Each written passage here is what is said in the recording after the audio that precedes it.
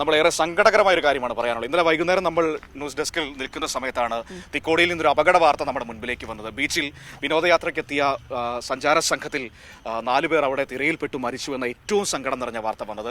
അതിന്റെ മറ്റൊരു സങ്കടമുണ്ട്, ആ ടീം വന്നതും വയനാട്ടിൽ നിന്നായിരുന്നു. വയനാട്ടിൽ സമീപകാലത്ത് മുഴുവൻ നമ്മളെ സങ്കടപ്പെടുത്തുന്ന വാർത്തകളാണ് വന്നുകൊണ്ടിരിക്കുന്നത്. കൽപ്പറ്റയിൽ നിന്ന് വന്ന 22 അംഗ സംഘത്തിൽപ്പെട്ടവരാണ് അപകടത്തിൽപ്പെട്ടത്. അവരുടെ മൃതദേഹങ്ങൾ ഇന്ന് കോഴിക്കോട് മെഡിക്കൽ കോളേജിൽ പോസ്റ്റ്മോർട്ടം നടത്തി അല്പസമയത്തിനകം തന്നെ ബന്ധുക്കൾക്ക് വിട്ടു നൽകും എന്നതാണ് ഏറ്റവും പ്രധാനപ്പെട്ട ഇന്നത്തെ അതുമായി ബന്ധപ്പെട്ട വാർത്ത. എ.കെ. ലതീഷ് കോഴിക്കോട് നിന്ന് നമ്മളോടൊപ്പം ചേരുകയാണ്. ലതീഷ്, ഗുഡ് മോർണിംഗ് പറയുന്നില്ല ഞാനത് പറയാതിരുന്നതാണ്, കാരണം വളരെ സങ്കടകരമായ ഒരു അവസ്ഥയാണ്. എത്രത്തോളം ചിരിച്ചുല്ലസിച്ച് കളിച്ച് ബീച്ചിലേക്ക് എത്തിയവരാണ്, പെട്ടെന്നാണ് അതിൽ 4 പേർ അങ്ങോട്ട് പോയത്.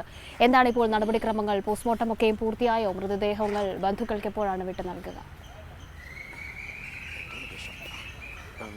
കാവ്യ, മനു, മൃതദേഹങ്ങൾ കോഴിക്കോട് മെഡിക്കൽ കോളേജ് മോർച്ചറിയിലേക്ക് ഇന്നലെ രാത്രി ഒരു 7-8 മണിയോടുകൂടിയാണ് എത്തിച്ചത്.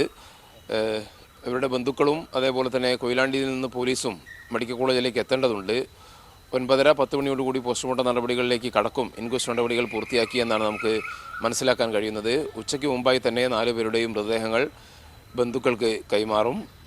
നിങ്ങൾ സൂചിപ്പിച്ച പോലെ തന്നെ അതിദാരുണമായ ഒരു അപകടമാണ് ഇന്നലെ വൈകിട്ട് നമുക്ക് കേൾക്കാനിടയായത്. കാരണം ഇന്നലെ രാവിലെയാണ് കൽപ്പറ്റയിലെ ജിം നടത്തുന്നവരും ട്രെയിനേഴ്സും ജിമ്മിൽ പരിശീലനത്തിനെത്തുന്നവരും അടക്കമുള്ള ഒരു 26 അംഗ സംഘം കോഴിക്കോടേക്ക് എത്തുന്നത്. കോഴിക്കോട് നഗരത്തിലേക്കല്ല അവർ വന്നത്, കൊയിലാണ്ടി ഭാഗത്തേക്കാണ് വിനോദയാത്രയ്ക്കായി അവർ എത്തിയത്. അവർ പല സ്ഥലങ്ങളിലും കറങ്ങി വൈകിട്ട് ബീച്ചും തിക്കോടിയിലെ ഈ ബീച്ചും ഒന്ന് കണ്ട് തിരിച്ചു പോകാം എന്ന് കരുതിയാണ് ഒരു 4:30 ഈ തിക്കോടിയിലെ ബീച്ചിലെത്തുന്നത്.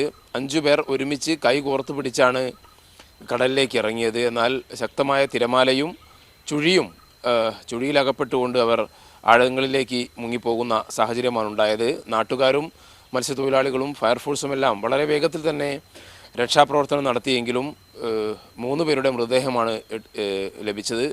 ഫൈസൽ, 4ാമത്തെ ആൾ, ആശുപത്രിയിൽ എത്തുമ്പോഴേക്കും അദ്ദേഹവും മരണപ്പെട്ടിരുന്നു. 27-കാരി ജിൻഷ മാത്രമാണ്, ഈ കടലിലേക്ക് ഇറങ്ങിയ സംഘത്തിലുള്ള 27-കാരിയായ ജിൻഷ മാത്രമാണ് അത്ഭുതകരമായി രക്ഷപ്പെട്ടത് എന്ന് തന്നെ പറയാം. ആ നിലയിലാണ് കാര്യങ്ങൾ.